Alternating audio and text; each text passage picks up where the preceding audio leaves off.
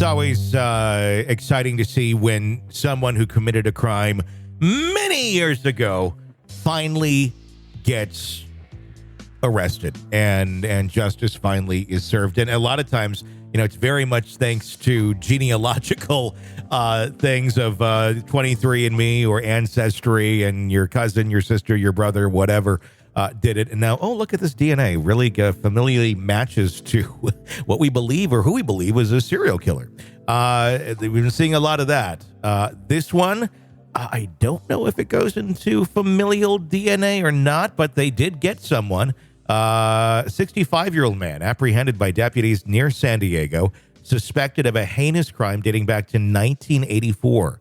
Donald Santini was arrested on suspicion of having strangled Cynthia Wood. His lifeless body was tragically discovered in a Florida ditch back in 1984. The U.S. Marshals Service of San Diego released an announcement on June 12th detailing the efforts of the San Diego Fugitive Task Force, who traced Santini to his hideout in Campo. He was linked to the unsolved homicide of Cynthia Wood.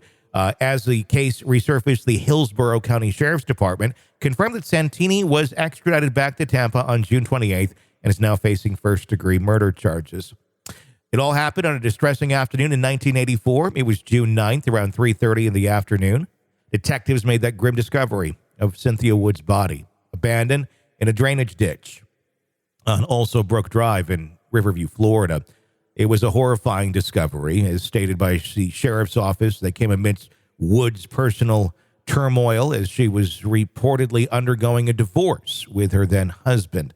An investigation into her disappearance led by the Associated Press indicated that Wood had been reported missing 3 days prior to the devastating discovery of her body in the ditch. The medical examiner's autopsy later revealed the shocking cause of her death. She had been strangled. Further investigations pointed to Santini as the primary suspect. Reportedly, he was the last person seen with Wood, and damningly, his fingerprints were discovered on her body. WESH-TV reported that Santini encountered Wood at a daycare center when he was collecting his girlfriend's children. A court document claimed that Santini had expressed his desire to become Wood's friend and had even proposed to ask her out on a date. Authorities were led deeper into the macabre narrative by a female witness who informed them of Santini's chilling confession. According to WESH, she claimed that Santini had admitted to strangling Wood and then disposing of her body in a canal. Following these revelations, Santini, now identified as the main suspect, vanished from Hillsborough County, beginning what would be a global manhunt. How do you to confess that? You're just like having coffee? Hey, by the way, you know, I probably figured he was so far removed from it, it didn't, you know. Oh, my goodness. The hunt for Santini continued. He was featured on America's Most Wanted 3 times in 1990, 2005, and 2013. The Associated Press reported that detectives believe Santini had managed to elude capture by moving around several parts of the world, including Texas, California, and even Thailand. At the point of his capture in California, Santini had been living under an alias, Wellman Simmons. That's an interesting name to pick. Wellman Simmons. You get to pick your name. I don't know why you go with that. And held the position of president of a local water board near San Diego. Well, it looks like that local water board didn't do their background checks if Wellman Simmons was running it. Reports from WFTS-TV revealed that Santini had assumed numerous aliases over the years, including Charles Michael Stevens, Donald Chapman, and John Trimblian. In a bizarre twist, Santini wrote a handwritten letter to KGTV-TV claiming that his longevity on the run was due to living a loving, respectful life. In his letter, he professed that he had been a Rotary Club volunteer, operated a Thai restaurant, and owned an apartment block. This is how these people think. They think that if they do this, it justifies that, and they're all an okay person. I mean, it's the ramblings of a psycho, but you know, that's how they look. I mean, it's BTK-ish as well, the way that this man talks, where it's like, well, here's what I did. I got the rope at the Home Depot, and then I went and did this, and ejaculated on the body. And it just talks about it like it's, you know, he's ordering Taco Bell. It's it's something that these type of individuals are capable of, which makes them very spooky because they just mesh into the rest of society. The chilling the part that I'm really troubled with is, why did he kill her? Well, let's see if we can figure that out. The chilling saga culminated in Santini's booking at Frankenberg Road Jail, where he's now awaiting trial. The charges stacked against him include first-degree murder and aggravated battery from Texas, along with previous conviction for raping a woman while stationed in Germany. So he's got a nice little record here. Hillsborough County Sheriff Chad Crossiner concluded the arrest of Donald Santini brings closure to a long-standing cold case and provides justice for the victim and her family after nearly 4 decades of waiting. The statement marked an end to a painstaking investigation spanning nearly 40 years and provided a measure of solace to the long-suffering family of Cynthia Wood. However, with the case ongoing and more secrets potentially waiting to be unearthed, it's clear that the echoes of the past continue to resonate. I'm going to guess there's other crimes that we're going to find out about here as well.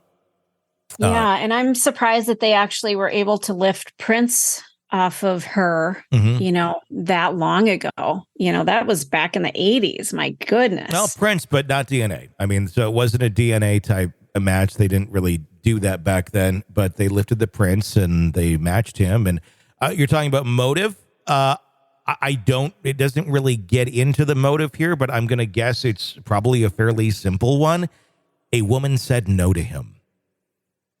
Oh, I wouldn't doubt it. That's a huge factor in a lot of killings of women. Just being turned down or looked at like, you're a creep. That's all it takes. Yeah. I mean, and this is what we understood of the interaction that he had with Cynthia before she died is at the daycare center. And he wanted to go out with her, even asking her out. And she rejected him.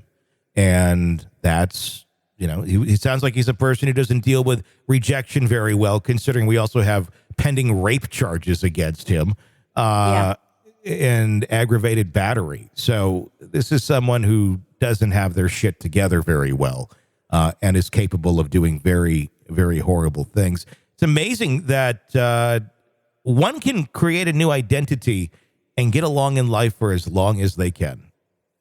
How was he getting paid, though? Didn't you say he was on the board in San Diego of a water board or something? Yeah.